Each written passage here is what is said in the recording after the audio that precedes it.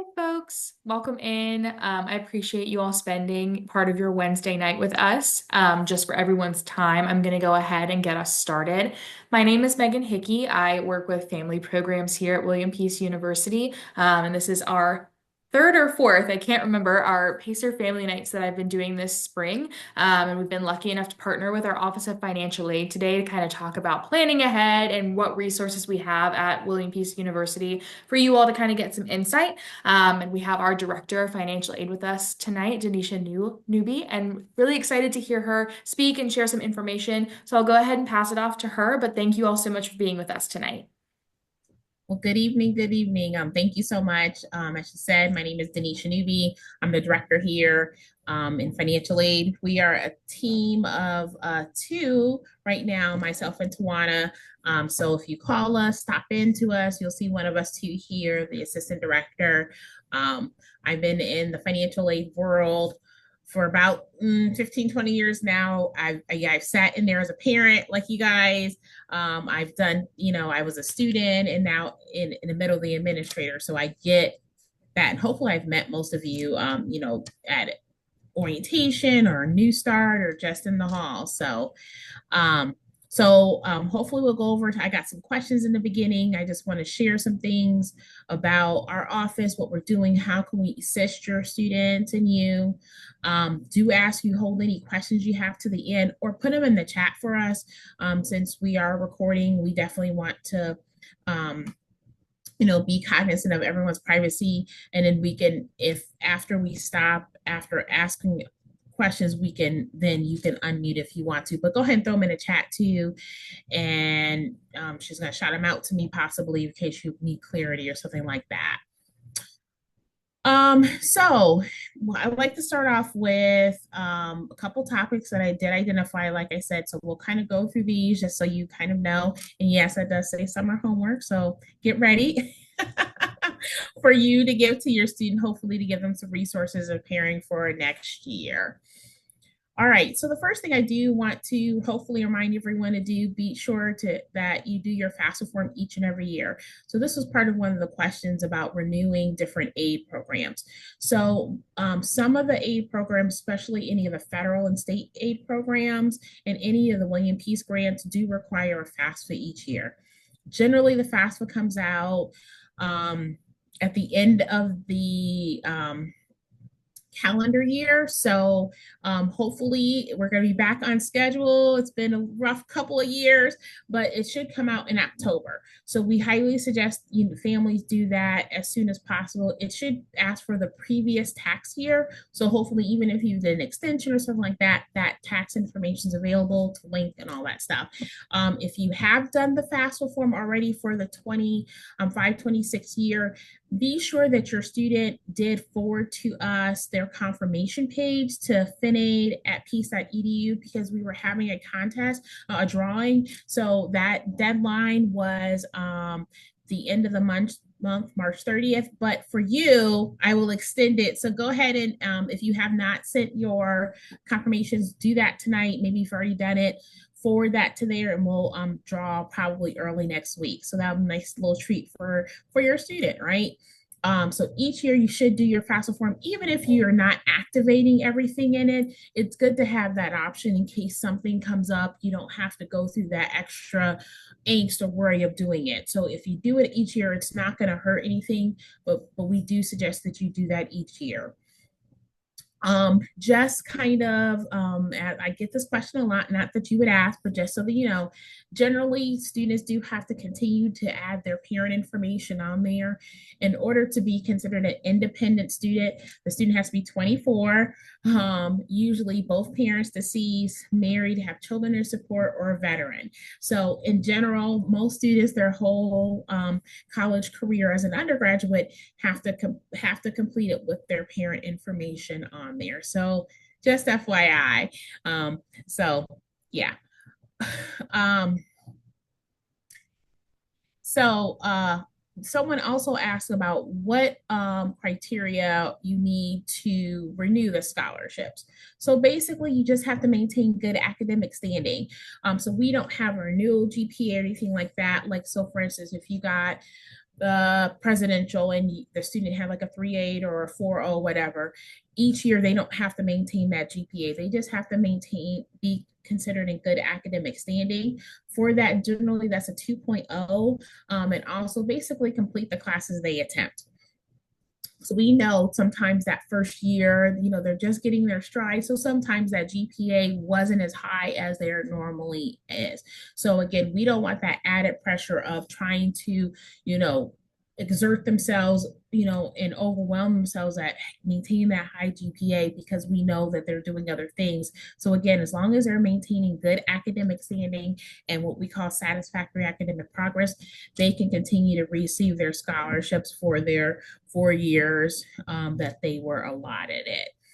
Also, want to also just reminder that this is for most of their financial aid. The only things that do have renewal criteria is sometimes honors, but if for a student isn't making that grade or whatever, generally they will get some type of warning. So again, for us, if for some reason they drop below a 2.0 or they're not meeting whatever standard, usually we give them a term as a warning, like, hey, don't forget, this is something you need to work on.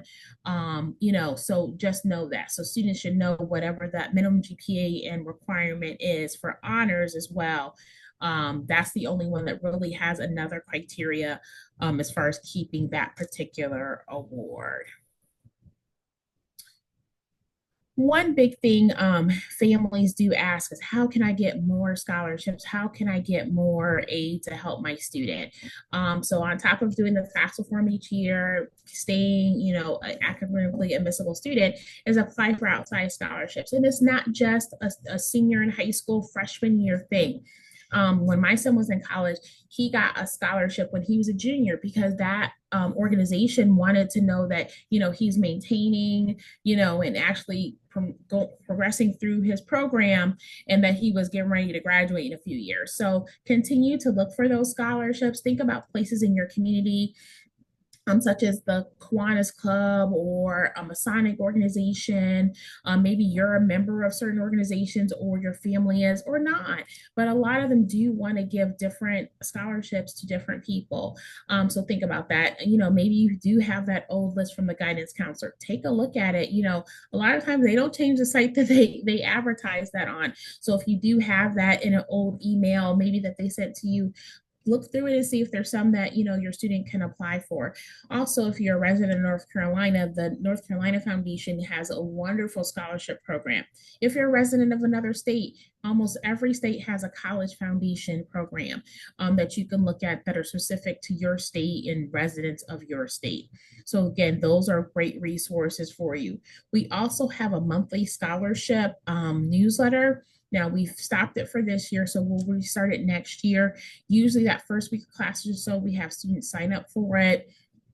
And we let them give them financial tips about different things and also, about scholarship opportunities. Like, let's say we know about a community organization that's offering a scholarship and we give them that information. The other thing we kind of get a lot of questions about is, let's say I had a change of circumstance.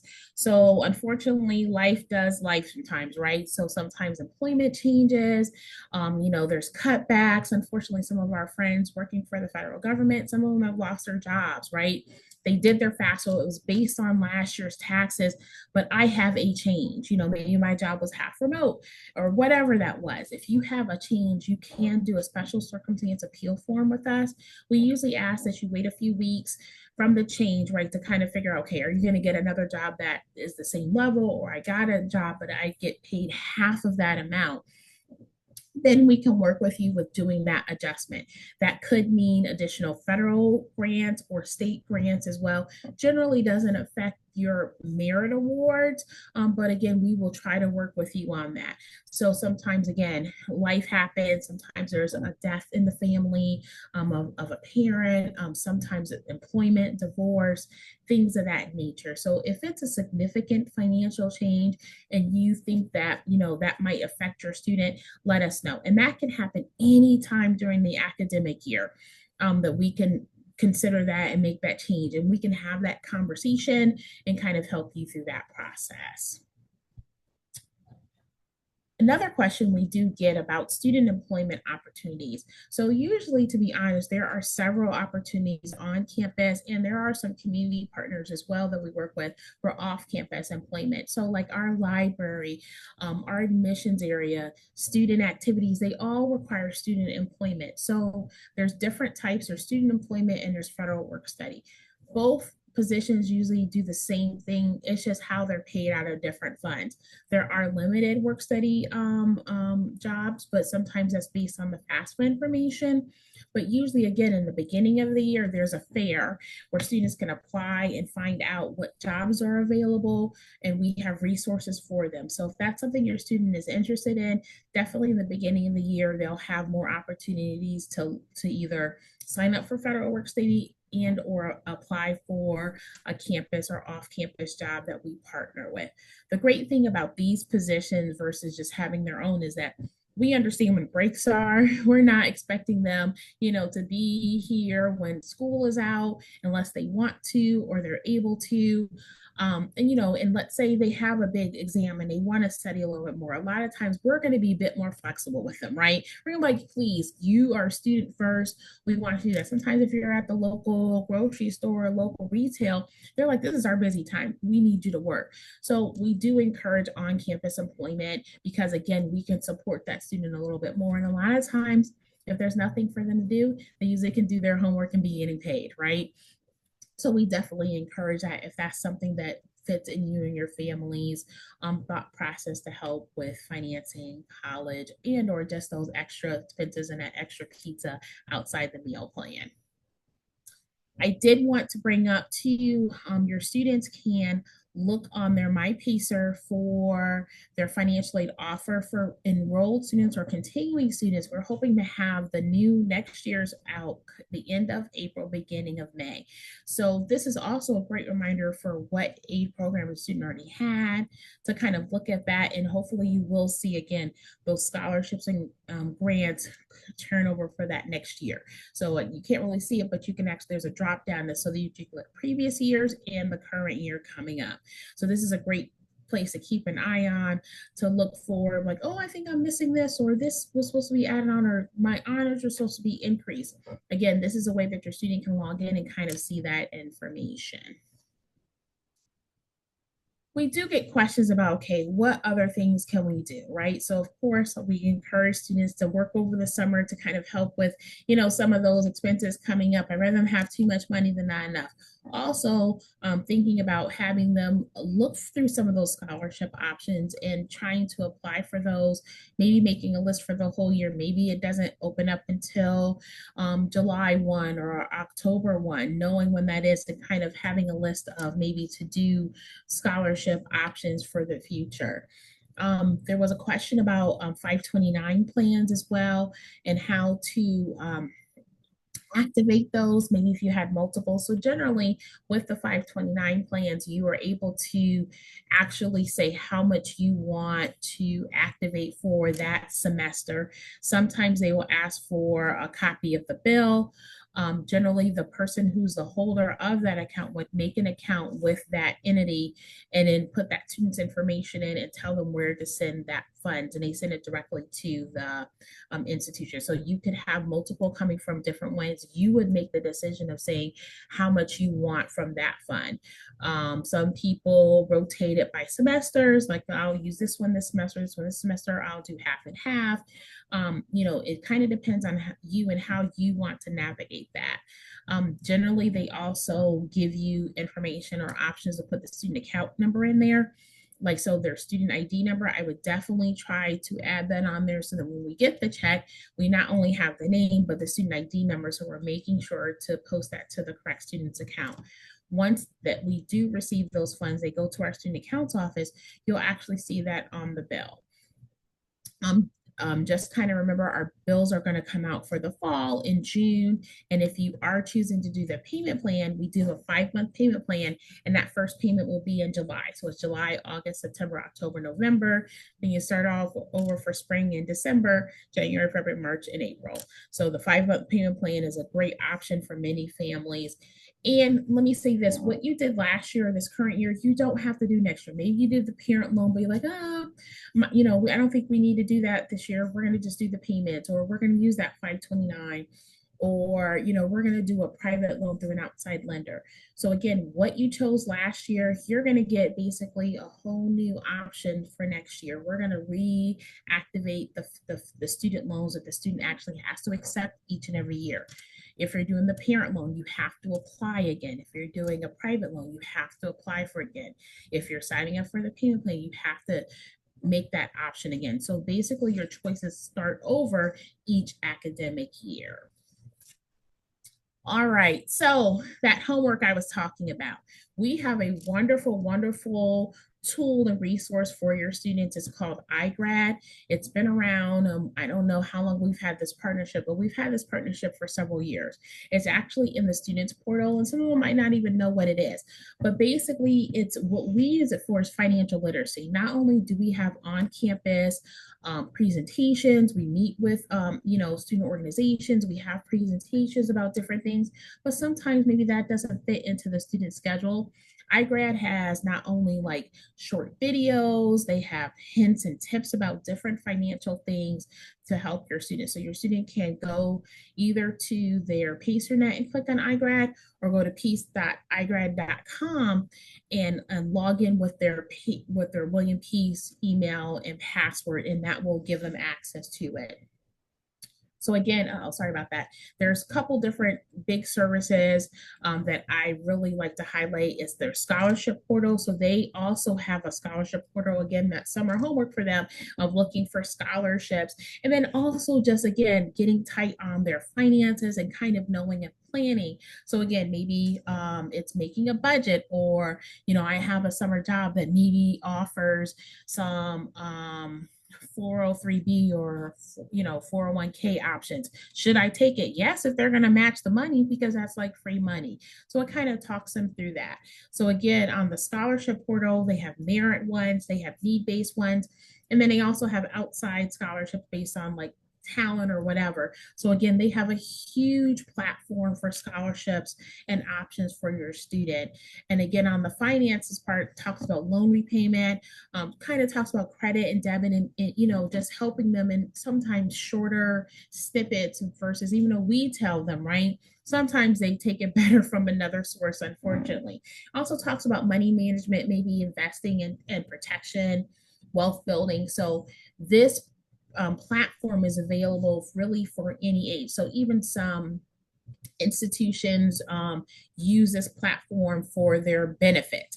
So again, this can, let's say they are whatever place that they're at, there's going to be resources for them.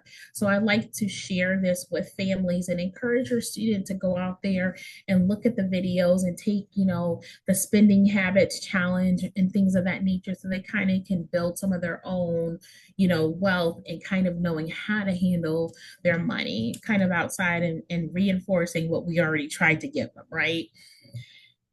So really, we are here to help. I kind of went through my notes. I know it was pretty quick, but we did want to leave opportunity for you. But if you have questions, I put our general phone number and email on there. So because multiple people see this versus just kind of always sending it to me. But either way, if you want to schedule a time, if you have some questions about something, feel free to reach out to our office, or have your student come in.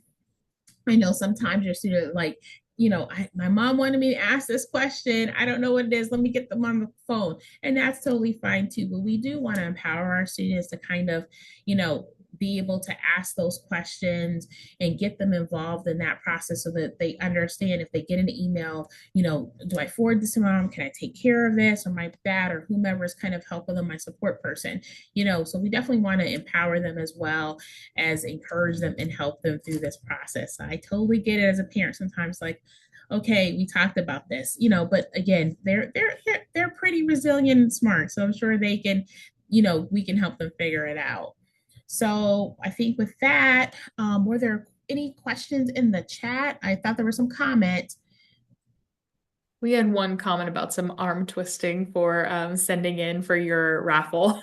Oh, okay. Well, good. Yep. I'll give you through tonight or the weekend, to be honest, to get that to us, and we'll draw that next week.